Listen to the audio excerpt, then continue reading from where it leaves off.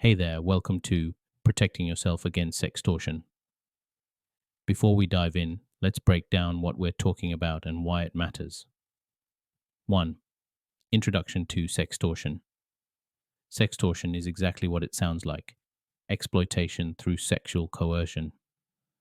Unlike a spam email promising free cruise tickets, sextortion preys on your vulnerabilities, threatening to expose personal photos or pushing you into unwanted acts in exchange for silence or favors.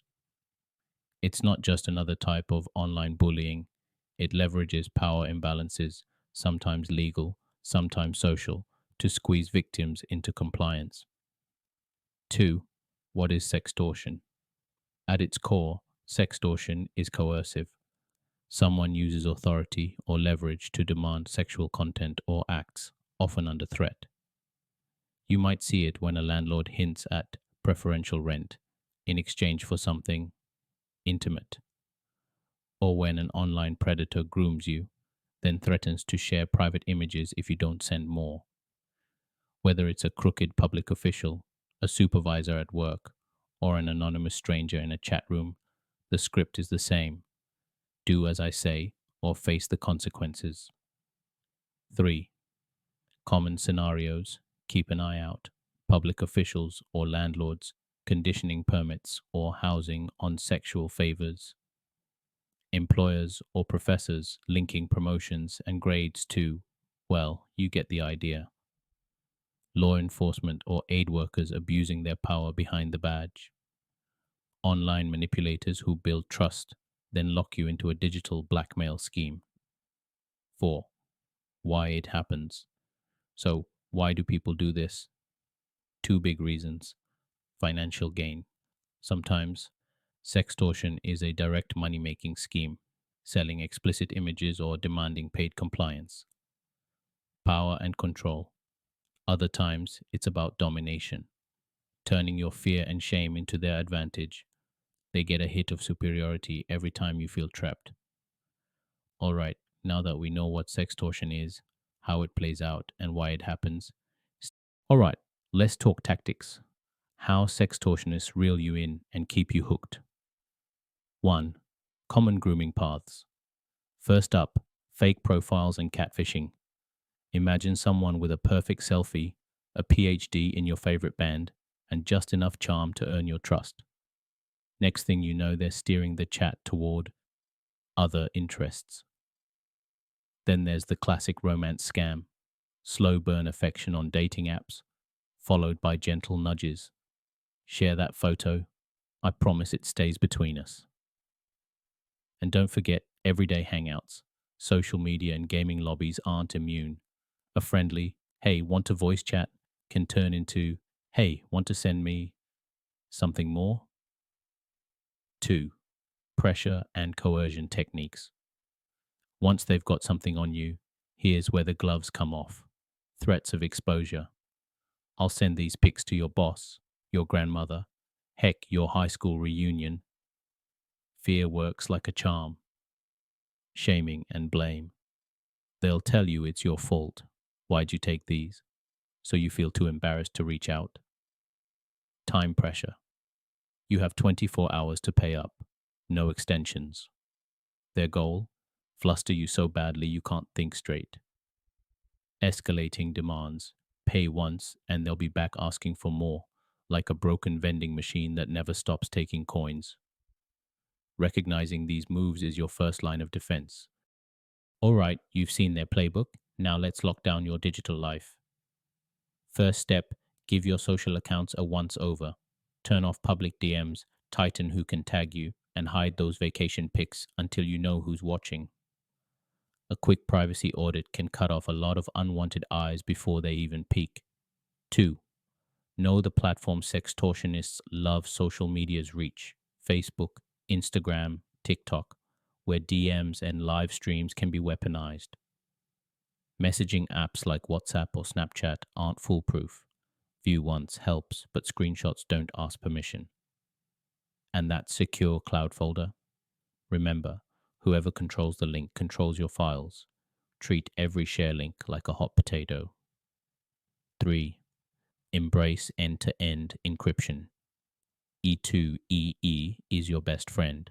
Only you and your chat partner hold the keys. Even the platform can't eavesdrop. Before you hit send, check the app's encryption badge. If there isn't one, think twice. 4. Safe sharing tricks. Watermarks. Slap your name on photos, visible or invisible, to stake your claim. Strip metadata. Remove location tags and device info before you share. View once and expiring links. Use them, but don't trust them blindly. Screenshots are real. By locking down settings, picking the right tools, and using these simple hacks, you shrink their playground and take back control. Next, we'll wrap up with reporting steps and support resources so you're never alone in this. Time to tune in to your inner alarm system. Let's spot the early warning signs before they spiral. 1. Red flags in messages. Unsolicited hey stranger DMs from unknown profiles, especially if they get flirty fast. Requests for explicit photos. To prove you trust me. Red flag territory. Pressure to keep your chats or images secret from friends or family. Love bombing, intense compliments, and I've never felt this way on day one. Inconsistent details. Suddenly they're from Paris, then actually California. Multiple profiles or sudden platform hopping. Let's move to that new app, way more private. Weird grammar or shady links. Phishing and malware love a sloppy invite. Spot any of these? Pause. Block. Report. You're not being rude. You're protecting yourself. 2. Know your vulnerabilities. Check what you share. Public bios, location tags, I'm home alone posts. All fuel for sextortionists. Reflect on your emotional state. Lonely evenings or rough days can make anyone more trusting. Recall past uncomfortable chats. Patterns can pop up again. 3. Risk mapping your digital footprint. List your go-to platforms, social media, dating apps, forums. For each, tighten privacy settings to friends only or better. Note how anonymous users can be. More anonymity equals more risk. Check if the site has solid reporting tools and active moderation. Pause before sharing personal details or explicit content. A regular once-over keeps you one step ahead and out of the sextortionist's crosshairs. So you've spotted the red flags, tightened your settings, and, despite your best efforts, a sextortionist still made a move. Now, let's talk about how to respond, step by step, so you stay safe and give those perpetrators nothing but a headache. 1. Immediate do's and don'ts do. Keep everything intact. That means screenshots, messages, images, every little piece of evidence. Why? Deleting anything is like tossing your detective's notepad in the trash. Unhelpful and regrettable. Don't try to negotiate solo. You're not signing a superhero contract. You're playing with a professional manipulator. Instead, loop in someone you trust or go straight to the pros, law enforcement, or a support helpline. Documentation techniques. First, grab screenshots that clearly show timestamps. Those little date and timestamps are your digital breadcrumbs, essential for piecing together the timeline. Next, preserve metadata whenever possible. That hidden info, when the file was created, modified, and so on, can help investigators verify authenticity. Pro tip: don't fiddle with the files. If you open and save them in a new format, you might overwrite or strip out that helpful metadata. 3. Reporting channels. Local law enforcement. Your first port of call. Call or visit your local police department and explain what's happening. They have procedures for digital crimes and can guide you on next steps. Internet Crime Complaint Center, IC3. Located in the US, the IC3 is a joint FBI initiative. Their online portal lets you file a complaint, Think of it as sending a cease and desist letter from an entire federal agency. Platform abuse teams.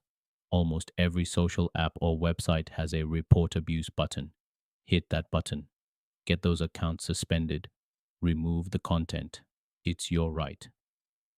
Fourth, mock incident drill. Let's run a quick mental rehearsal. Picture this. You receive that threatening DM right now. Step 1. Don't panic.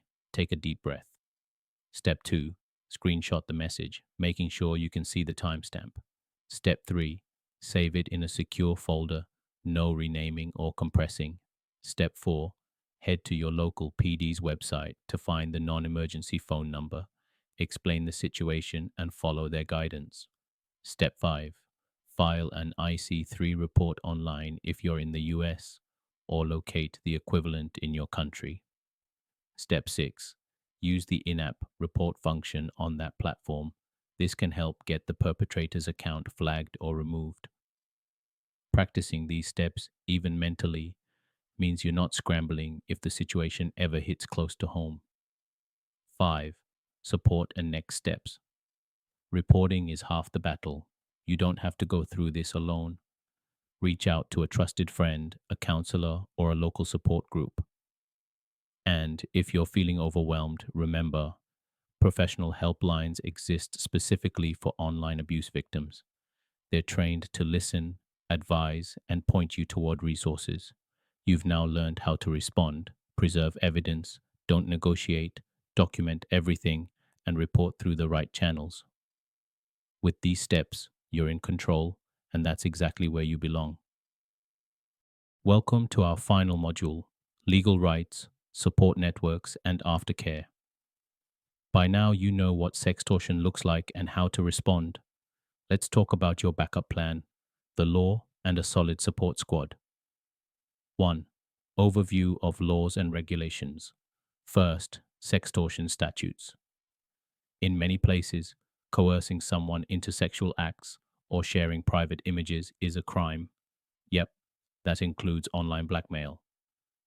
The elements: coercion, intent, and that nasty power imbalance. Penalties can range from hefty fines to prison time, depending on jurisdiction. Next, data protection laws. If your intimate images were breached or shared without consent, laws like GDPR in Europe or similar privacy regulations offer recourse. You can demand content removal, file complaints against data controllers, and even sue for damages if needed. Finally, harassment remedies. Think restraining orders or civil lawsuits for online harassment. If messages threaten violence or defamation, you've got grounds to take action. 2. Professional and peer support. You don't have to go it alone. First, mental health pros, therapists, counselors specialize in trauma from online abuse. Don't be shy. Booking that first appointment can feel like a victory lap. Victim-advocacy groups are another lifeline. They'll handle crisis intervention, legal referrals, and safety planning. Consider them your personal task force. And online forums. Search for moderated survivor communities. Sharing experiences and a few good memes can help you feel less lonely and more empowered. 3. Self-care and resilience. Let's get real. Sextortion can wreak havoc on your mental health. Practice stress management, mindful breathing, quick grounding exercises, even short walks. When disclosing to friends or family, choose a time and place where you feel safe. Script out what you want to say. Set boundaries. I need you to listen, not lecture. And remember, you deserve compassion. 4. Action plan development. Finally, draft your personalized flowchart. If I'm targeted, map out decision points. Pause. Don't delete evidence. Contact. Who you'll call first. Trusted friend. Lawyer. Hotline. Document. How you'll preserve everything. Report. Where and when. Support. Who to reach for emotional backup. Tailor it to your circumstances. Perhaps a neighbor's number, a favorite counselor's contact, or a local advocacy group's hotline. You've now armed yourself with legal knowledge, built a support network, and crafted an action plan. Remember, recovery is a journey. Lean on your resources, practice self care, and know that healing is possible.